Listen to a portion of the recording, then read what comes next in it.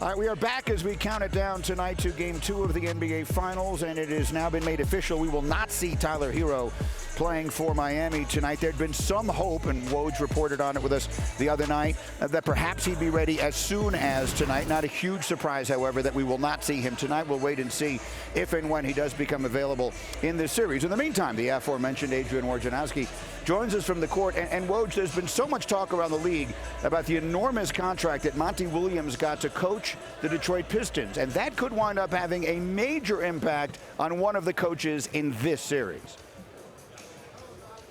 Greeny, that's right. Monty Williams' 6-year, $78.5 million contract, $13 million a year, the highest in the NBA. Now, it's going to significantly impact the head coaching landscape for high-level coaches, including Miami's Erik Spoelstra, Golden State's Steve Kerr, both of those coaches with 1 year left next season on their deals, both, I'm told, in the $8 million annual range right now.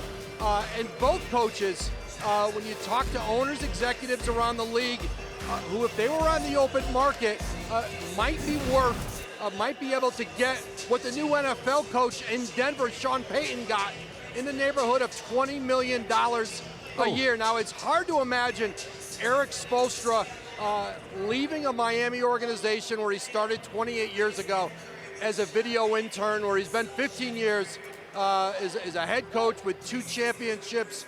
But Steve Kerr is going to be a different situation. His president, GM, Bob Myers, announced last week that he's leaving.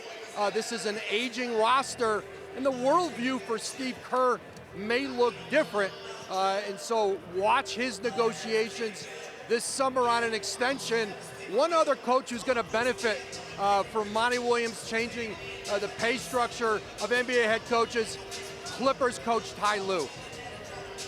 All right, fascinating. That will be very interesting to watch as we work our way there. Woj, will come back to you a little bit later in this show as we continue to count it down to Game 2. Those are big numbers they're throwing out there for the coaches in the NBA. In the meantime, Spoelstra gets a lot of credit, largely because of what he's been able to do with undrafted players, right? This is a team that has so many undrafted players on their roster. Most of them, and Jalen knows this better than anybody, they're not expected to play. They're not expected to get contracts worth more than 10 days. But on this team in Miami, it's part of the culture. They not only get drafted, they come here and succeed, they come here and they thrive.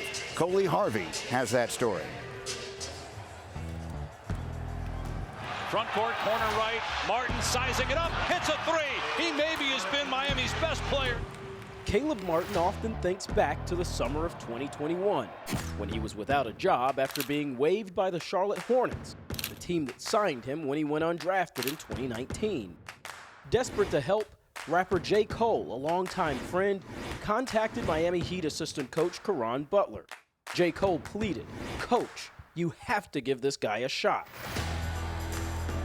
I felt like that was like my last opportunity. I was kind of on the way out, I felt like, and you know, they had already had some spots filled, so I just wanted to make sure I left the gym with making them feel like, you know, they couldn't leave me walking out the door without being on the rosters.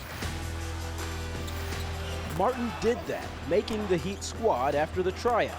His story is one of several similar accounts of undrafted players on this Heat roster. The undrafted group we have, you know, that a lot of us come from a similar kind of background in terms of the way we came up in our grind and adversities we've seen. Undrafted players like Martin and Vincent have been among the Heat's not-so-quiet heroes this postseason.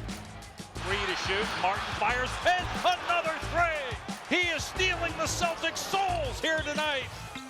Typically, in the city of Miami, it's all about the U. For the Heat, it's all about undrafted U. You know, we don't typically have a ton of draft picks. That's just us. It's not right or wrong. That's just our philosophy. And so we have to stockpile and develop our talent base, sometimes in different ways, to fill out a roster. Just because you're undrafted doesn't mean you're a bad basketball player. We're talented, and we come in here and we work and we grind. And when somebody believes in you, it's hard not to believe in yourself. 7 undrafted players have played this postseason for Miami, the most of any NBA Finals team in the modern draft era, which began in 1966. Against Boston, The Heat's undrafted players accounted for 52% of all of Miami's scoring in the Eastern Conference Finals. Pulls up for three in transition. It's good! What a shot by Gabe Vincent. The young man is fearless. I'm an undrafted guy here coming in. It might be 10 days you have. It might be 1 day. So if any kind of investment level you can get, you know, they take it serious. All that has prepared me for moments like this, and I think about that all the time. But Coach Eric Spoelstra thinks this storyline itself is overplayed. That's so disrespectful to keep on talking about that way. Like, these guys have proven themselves as competitors and winning players. That storyline is over. One of those, of course, is Gabe Vincent. He knocked down 5 threes in Game 1. They'll need more of the same if they're going to even up these NBA Finals tonight. We'll be back in just a moment as we count it down to Game 2 on ESPN2.